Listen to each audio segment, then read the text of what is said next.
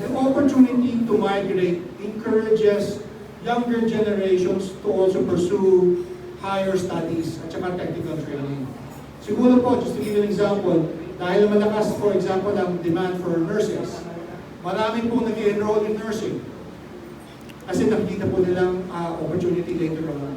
Pero ang alam naman po natin, hindi naman lahat ng nag-aral ng nursing, in the end will go abroad.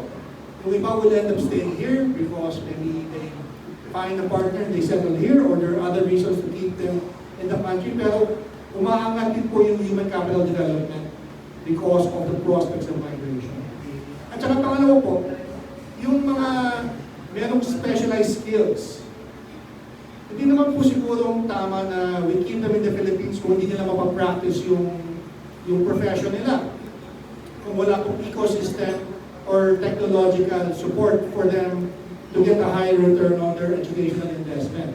At nakikita po natin, even doon sa mga specialists na yun, I have friends who's a specialist in Houston for yung mga batang may nagkaka-heart problem.